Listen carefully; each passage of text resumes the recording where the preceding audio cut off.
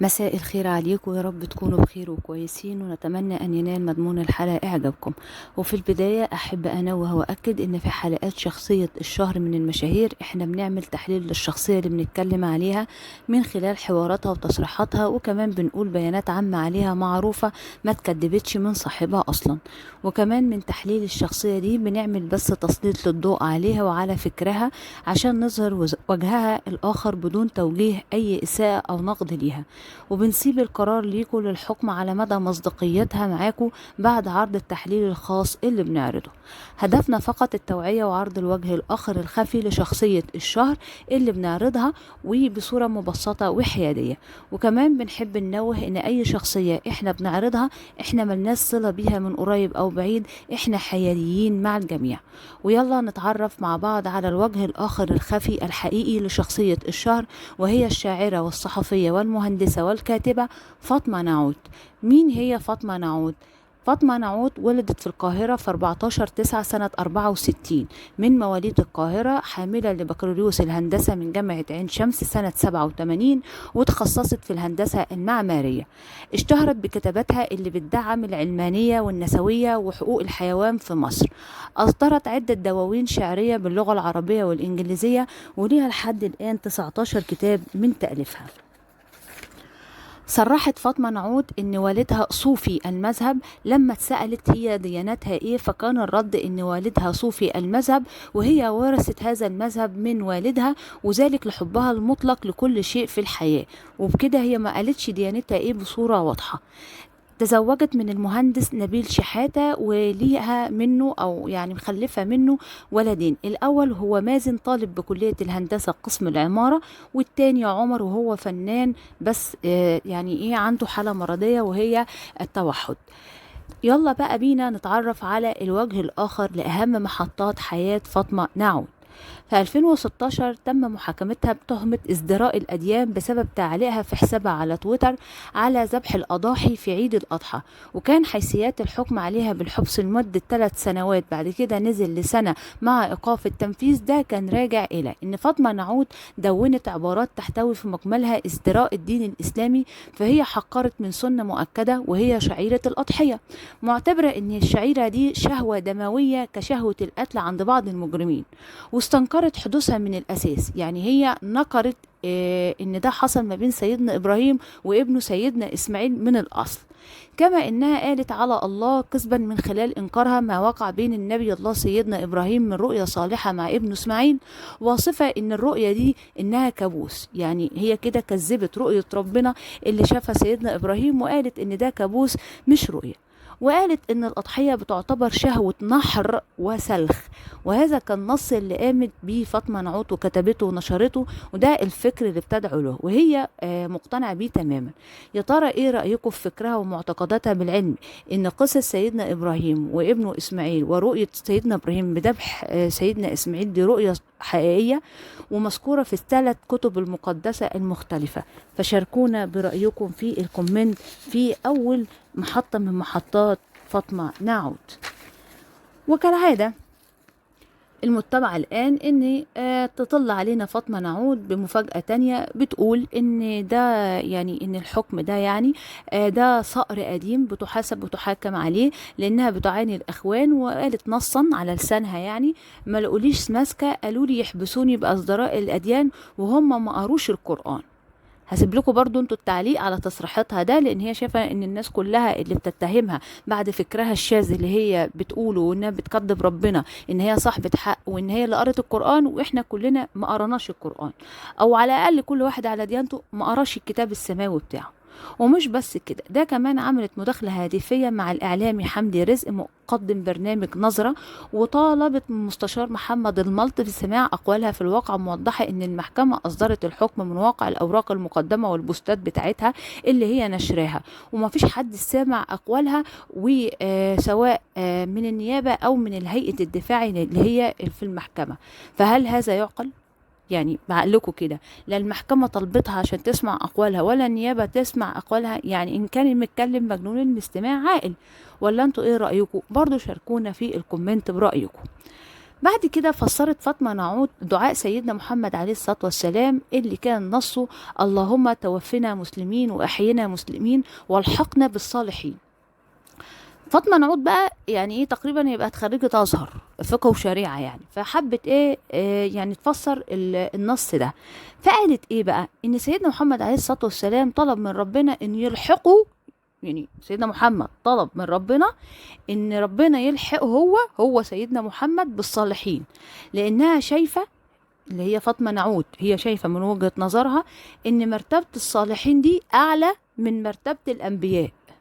وعشان كده سيدنا محمد عليه الصلاة والسلام عشان هو نبي طلب هذا الطلب من ربنا. وبرضو لا تعليق بقى على هذا التفسير المشوه لأقوال الرسل والأنبياء، ولكن دي ثوابت واضحة وتفسيرها أوضح من أهل العلم والفقه والشريعة، مش كاتب ولا مهندس ولا شاعر هو اللي يفسر على هواه. ولا انتوا رأيكم ايه؟ واستمرارا لمسيرة فاطمة نعود الغريبة والمثيرة للجدل وفكرها الشاذ، أطلت علينا هي ومجموعة من أصحابها المؤمنين بنفس هذا الفكر الشاذ المشوه في صورة مؤسسة تكوين الدينية اللي ضجت الدنيا كلها الفترة اللي فاتت. واحنا عملنا حلقة قبل كده على إسلام البحيري واللي كان من وجهة نظرهم إنها لا تصطدم مع الأزهر، وإنها تحترم كل الأديان، وإن أهدافها تأسيس قيم التسامح بين الأديان والجماعات المختلفة ومحاربة التطرف الفكري، وإنها مؤسسة ثقافية ولست دينية، وإنها مش بتمس أي ثوابت دينية مختلفة. وعشان تعرفوا إن هم بيقولوا حاجة وبيعملوا غيرها، تعالوا نعرف تصريحات فاطمة نعود نفسها قالت إيه بخصوص مؤسسة تكوين. صرحت فاطمة نعود بنفسها بأن المصريين اللي هاجموا مؤسسة تكوين لا يعرفون شيء، وده كان تعليقها لما كان في نكتة عن المفكر الراحل طه حسين اتقالت خلال الندوة الافتتاحية لمركز تكوين اللي المفروض انه بيحترم جميع الآراء والشخصيات والشعراء والأدباء. فكانوا بيكتبوا وبيتريقوا على الناس، وده حصل لما الباحث السوري فراس السواح والدكتور يوسف زيدان العمود الأكبر في مؤسسة تكوين كان الأخير اللي هو يوسف زيدان بيسأل فراس: انت ولا طه حسين افضل؟ لا يرد فراس: انا وانت. انت دي راجعه على يوسف زيدان افضل من طه حسين. يعني فراس ويوسف زيدان شايفين نفسهم ان هم افضل من طه حسين وبيقولوها في صورة نكتة واستهزاء بالراحل طه حسين. ايه رأيكم في الرد من الناس اللي بتدعو لحاجة وبتعمل حاجة تانية، وانها بتقول ان احنا بنحترم الاخر؟ ولما حصل موجة انتقادات على هذا الحوار قالوا كنا بنهرج، اللي هو ايه ده لما ازنقك انا كنت بهزر معاك، ايه اللي كنا بنهرج يعني. لا تعليق الصراحة، هنسيب ليكوا انتوا التعليق على هذا المستوى المتدني من الحوار. ونتيجة اللي حصل ده تم تقديم بلاغ للنائب العام ضد مؤسسة تكوين هذا المركز ومطالبته بمحاكمتهم لترد فاطمة نعود مرة أخرى عضو هذا المركز برد مغزي بكل المعاني.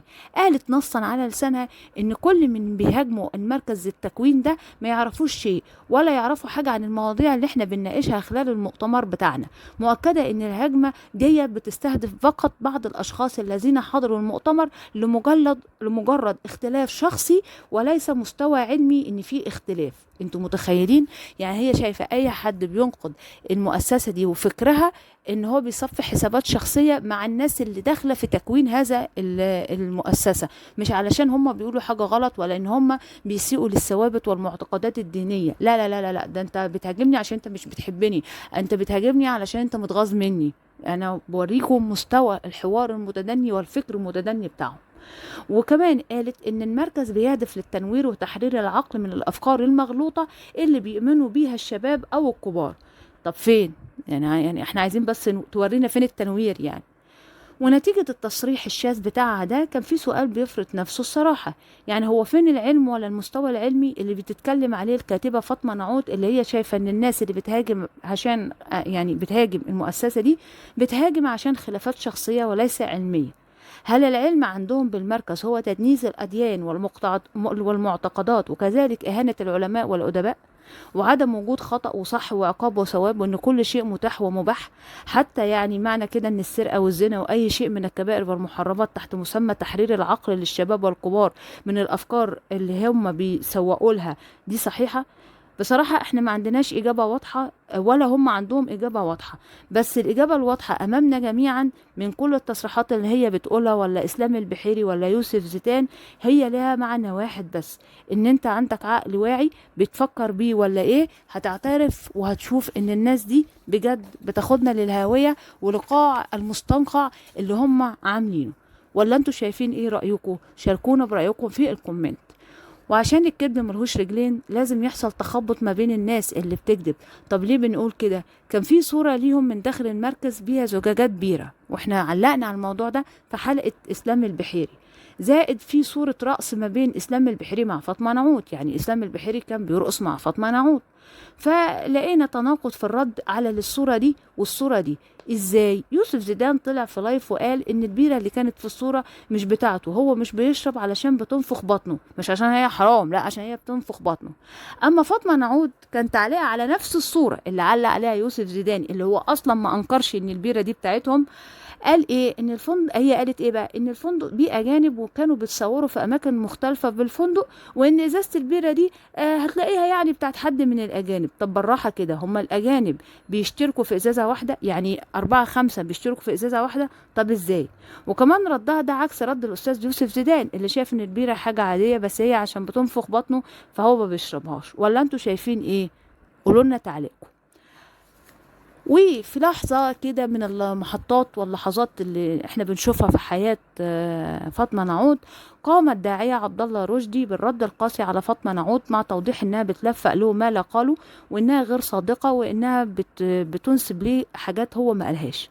ده لما قالت فاطمة نعود ان عبد الله رشدي قال لابد ان تكون الست مربربة تتحمل الوطء، وان العلاقة بين الرجل والست المسماة بالوطء يعني الراجل يدوس على المرأة، تفسيرا منها لكلمة الوطء. فقام عبد الله رشدي بتكذيبها، وانه ما قالش الكلام ده نهائي، ولم يشبه العلاقة ما بين الراجل والست بانها بحاجة زي كده خالص. وان اكملت فاطمة نعود انها مش مقتنعة بان هو اصلا شيخ. فعلق الداعية عبد الله رشدي ان هو شيخ رسميا وغصب عنها رسميا، واتهمته فاطمة ان هو مشوه للدين الاسلامي. وكان رد عبد الله رشدي ان تفكيرها انه بيفكرها بالحكم القضائي المحكوم عليها بجانب فكرها الشاذ اللي احنا وضحناه في حلقتنا النهارده. وعلى فكرة المحطة دي انا قلتها حرفيا، يعني زي ما حصل الحوار والرد ما بين ما قالته فاطمة نعود وما هو رد عبد الله رشدي. طب بالعقل والمنطق بجانب الماضي والحاضر الأسود لكل أعضاء هذه المؤسسة اللي واخدين اللوجو بتاع تكوين، اللي هو بتاع مؤسسة تكوين، يعني اللي بيرمز للشيطان بوفومنت، ووضعية إيده للأسفل والإيد الأخرى للأعلى، بجانب فكرهم الشاذ وبجانب خوفهم في دخول مناظرات مع الناس اللي بتفهم وعندهم يعني أهل فقه وشريعة، واللي بتوضح حقيقتهم وهيتفتحوا وهيبينوا جهلهم. فهل دول كده ناس أمناء عشان ناخد منهم المشورة والمعرفة بالعلم؟ ان يعني ناس دولت امينة علينا؟ ان ما فيش اي واحد فيهم خريج شريعة وفقه؟ ولا انتوا شايفين ايه؟ بكده تكون خلصنا حلقتنا، ونتمنى ان تكون حلقتنا جرس انذار واضح لحقيقة الوجه الاخر الخفي لهذه الشخصية، لمساعدتكم في الحكم الصحيح عليها، وعلشان محدش يصدق اي حد من اعضاء مؤسسة تكوين، واللي احنا لسه مكملين في توضيح الوجه الاخر لكل اعضاء هذه المؤسسة. نتمنى أن محتوى الحلقة ينال إعجابكم، ولا تنسوا الاشتراك بقناتنا وصفحاتنا على الفيسبوك والشير واللايك وتفعيل الجرس، واشوفكم على خير بإذن الله في الحلقة القادمة.